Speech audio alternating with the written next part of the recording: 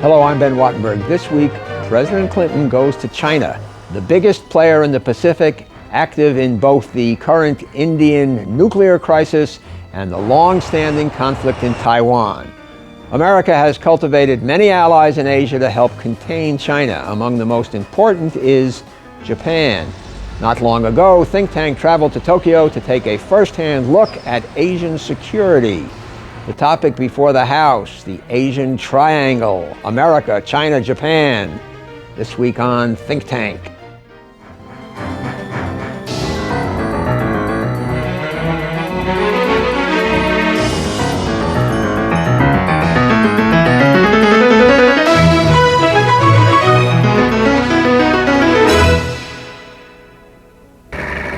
The Soviet Union is no longer. Germany is reunited. Memories of Cold War confrontation are receding. But as one region seems to grow more peaceful, the cauldron bubbles elsewhere, in Asia. Paul Wolfowitz is the Dean of the Johns Hopkins School for Advanced International Studies. I guess I'd put it this way from a strategic point of view, that the balance of world power is shifting substantially from the Atlantic to the Pacific. And within the Pacific, there's a significant shift toward China. And managing that in a way that doesn't lead to war among the new powers or between the new powers and the old ones is not one the world has been very good at, whether it was in the time of Thucydides or during the First World War. In India, the government exploded a series of nuclear tests as a warning to Pakistan and especially to China, the world's most populous nation. China has been in the news, whether it is conducting military exercises off the coast of Taiwan or continuing to support the unstable North Korean military machine. To say foreign policy is only a matter of feeding people in Somalia or peacekeeping in Bosnia now that the Cold War is over is a complete mistake.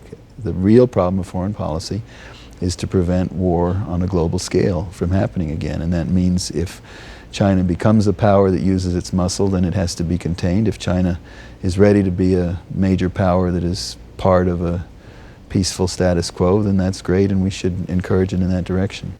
The containment game can be a winning strategy, as the United States learned during the Cold War. But to conduct a strategy of containment, you need allies.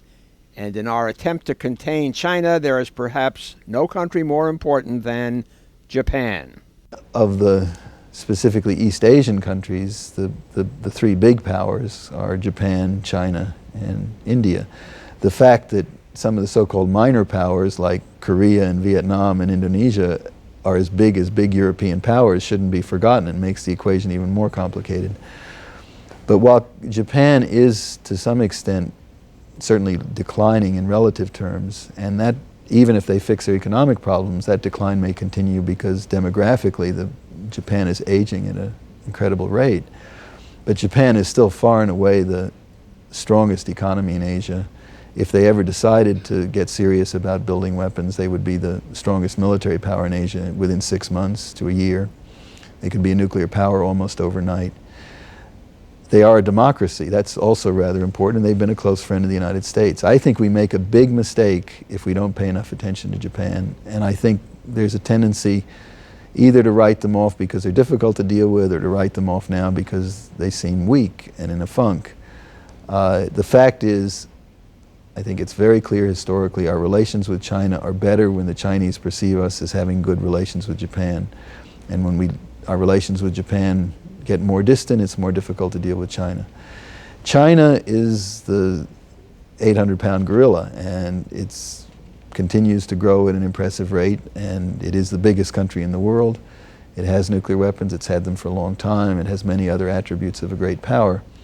And if it holds together, which I think it probably will, but is an if, and if the economic growth continues, which is another if, but I think probably, it will be a real superpower in 25 years. That's a very short time by any historical standard to go from pretty backward, poverty-stricken country to a superpower. It's been half a century since Japan surrendered to the United States here in Tokyo Bay. Yet the United States and Japan did not stay enemies for long because a new war, the Cold War, came about only a few short years after World War II. Okay, the evolution of the U.S.-Japan security relationship really begins with the beginning of the Cold War.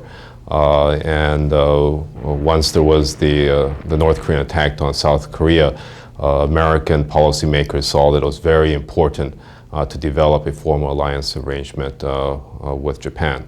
Until then, until that attack in 1950, the U.S. policy was basically to demilitarize the Japanese society and to make it impossible for Japan to have an operative military. But in June 1950, after that attack, the United States shifted gears and encouraged Japan to develop a self-defense force, or what later became the self-defense force, and started to move towards creating a formal security relationship with Japan.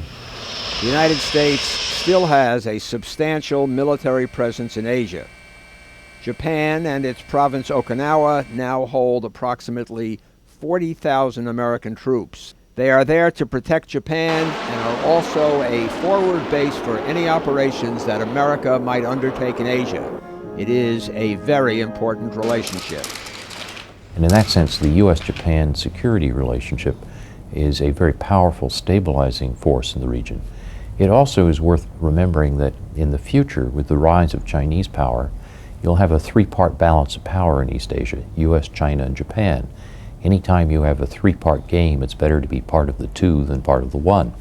So the extent to which U.S. and Japan have reaffirmed their relationship, as President Clinton did and with Prime Minister Hashimoto in April of '96, it means that China has to deal with us in terms of being a responsible power. They can't play Japan and the United States off against each other. So I think the U.S.-Japan security relationship is actually one of the keys to stability in East Asia in the future. Because Japan is one of the world's wealthiest nations, critics say that they should pay the entire cost of their defense. Others point out that Japan spends more money on their military than either Britain or France. Japan does have one of the most modern, technologically modern military forces in the world. Its defense budget is among the highest in the world. And in part it's because it is such a technologically first-rate military. But what it lacks are power projection capabilities. They don't have blatantly offensive weapons like aircraft carriers, long-range bombers, or long-range ballistic missiles. So most of its defense forces are basically to defend itself, but that force is very, very modern.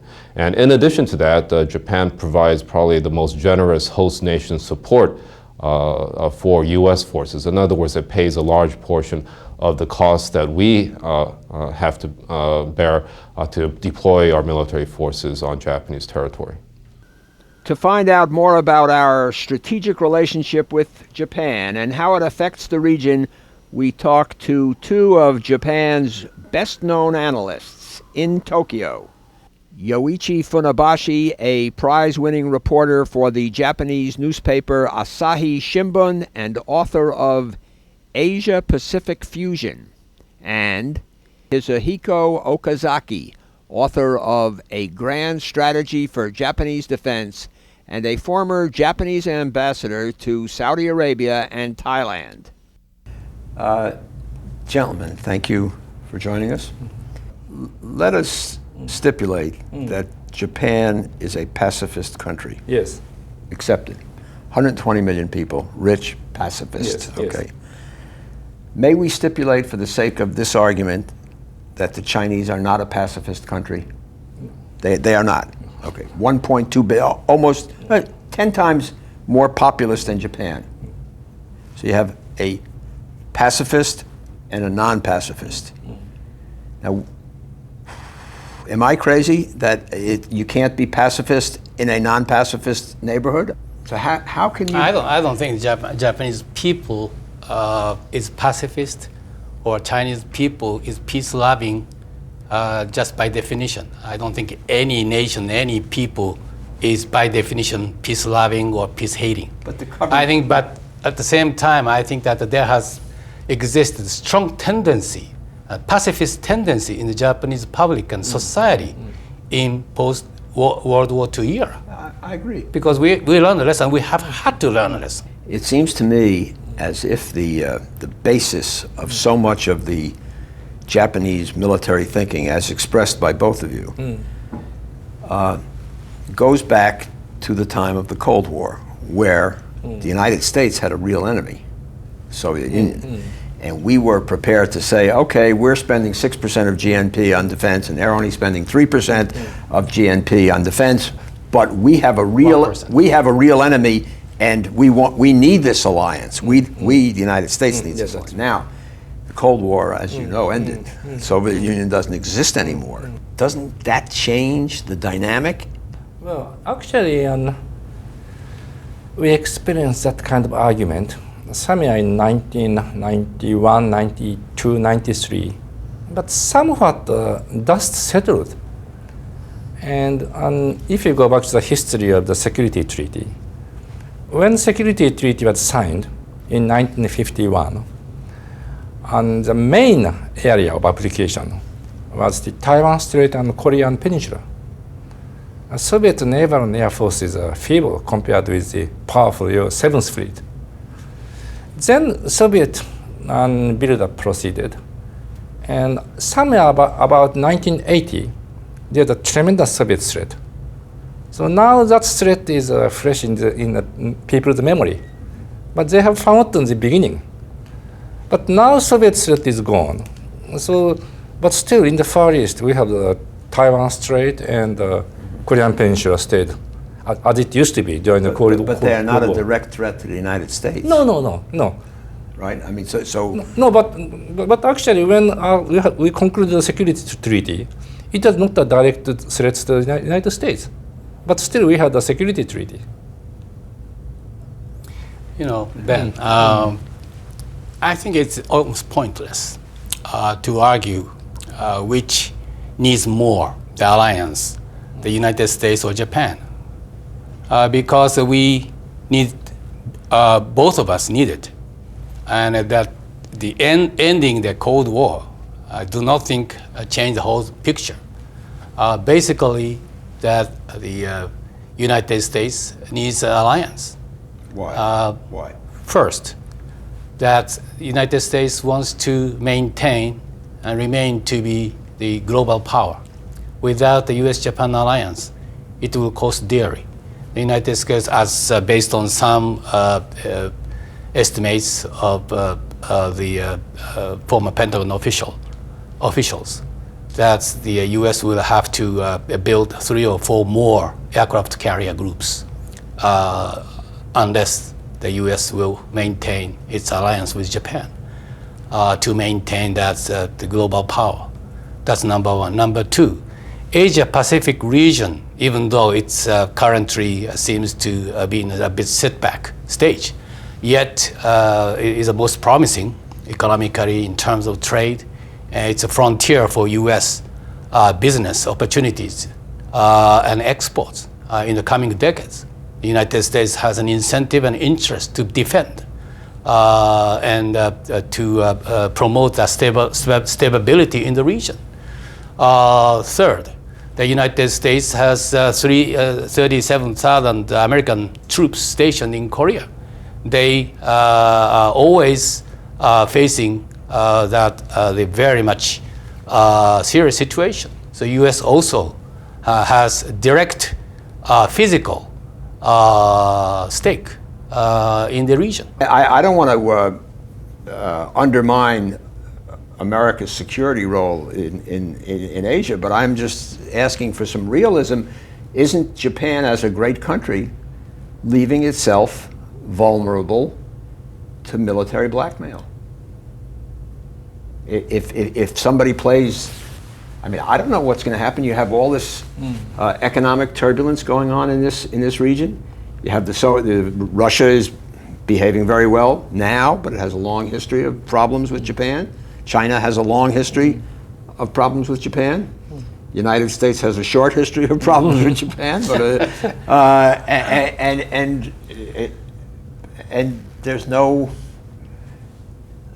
military, apparently no military muscle in this country? I mean, am I exaggerating the situation? Maybe I just don't understand it. Well, we do have a muscle, but You what? we do have a muscle. We do have muscle, yes, right. yes, but we are prevented from using it. And to all your questions, the answer of Yoichi would be no, categorically, to everything. And my answer would be rather selective. And sometimes I think Japanese people have to face the choices. For example, Americans are fighting in Korean Peninsula, and American boys are dying every day. And we have 300 modern fighters. And if we don't use these fighters to defend them, what would the Congress react? And well, Japan will be criticized, and some people may introduce a resolution of sanctions. Then Japanese people have to decide. Sanctions against Japan. Yes. And in that case, we have to decide that we are fighting shoulder to shoulder with Americans or not.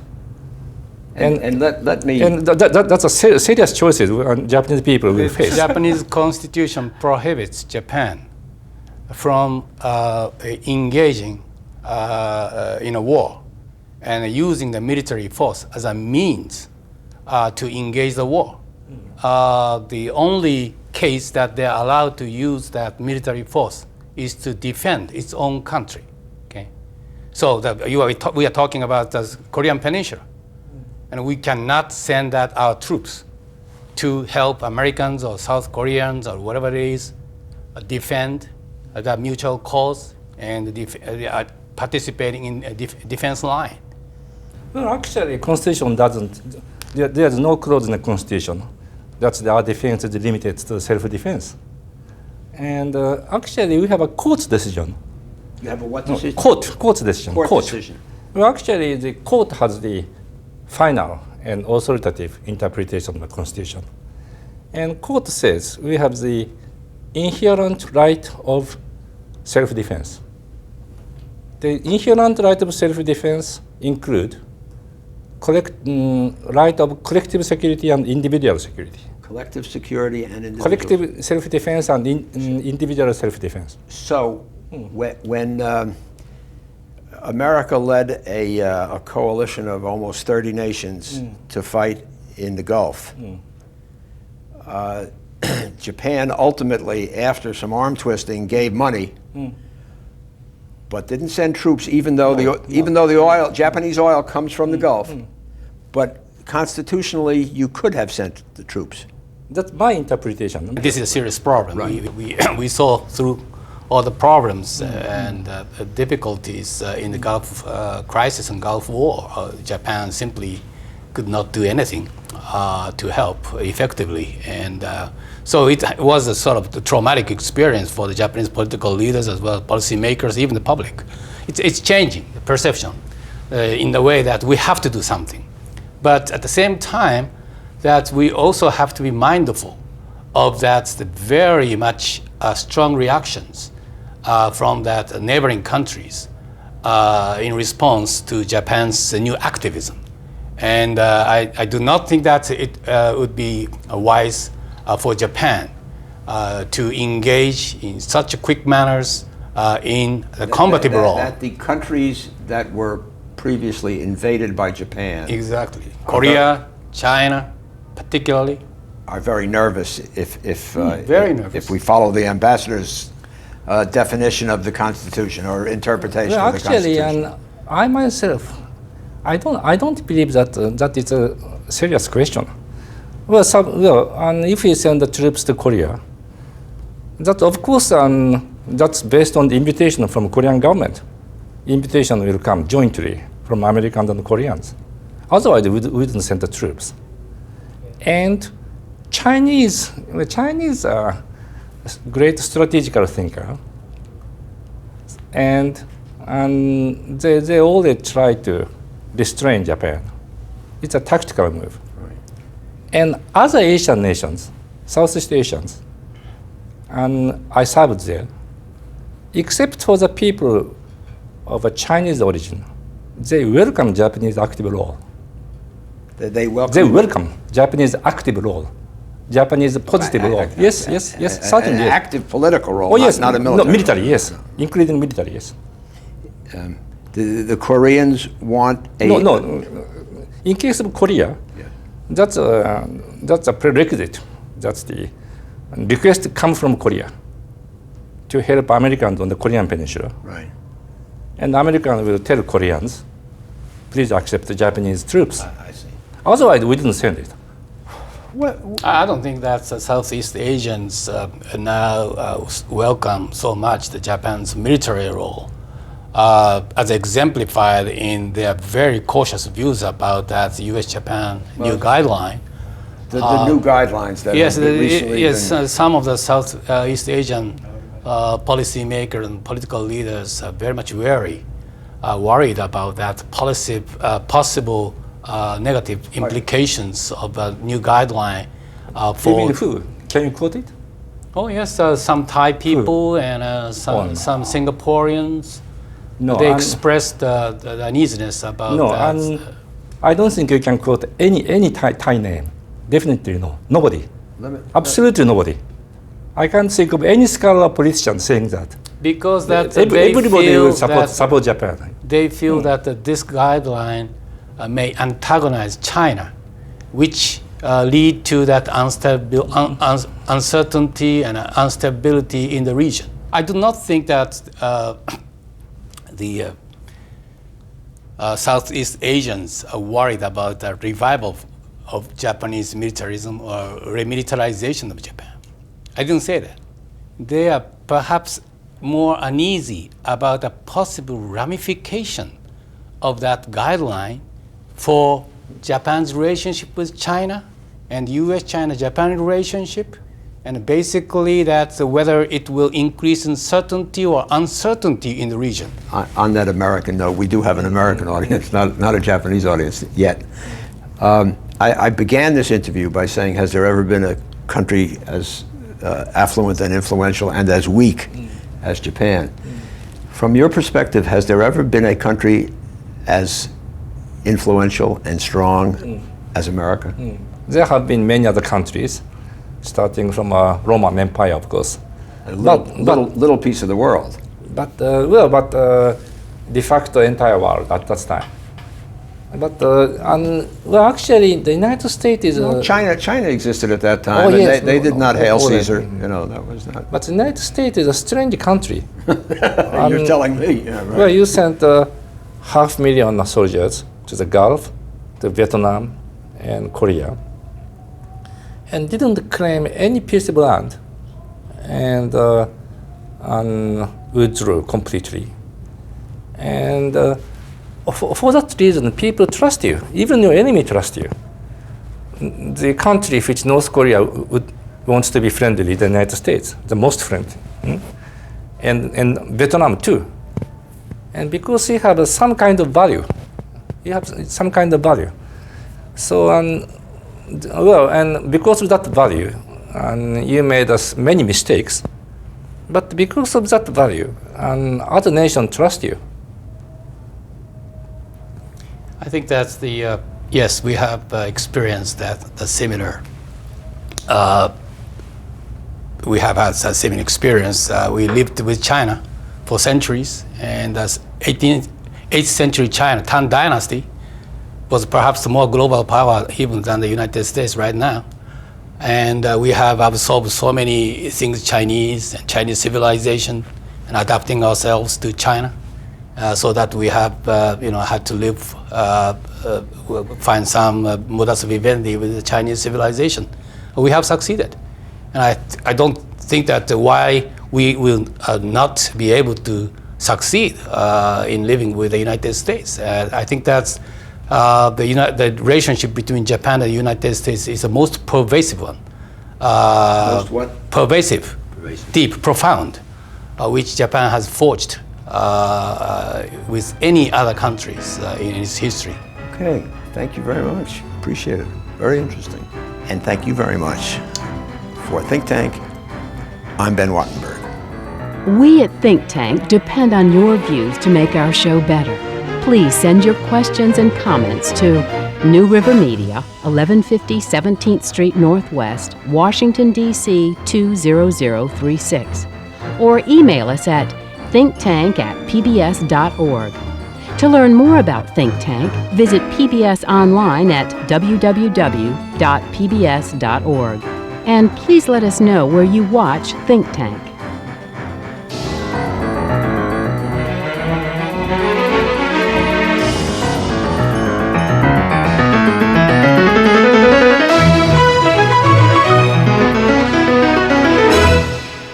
This has been a production of BJW Incorporated in association with New River Media, which are solely responsible for its content.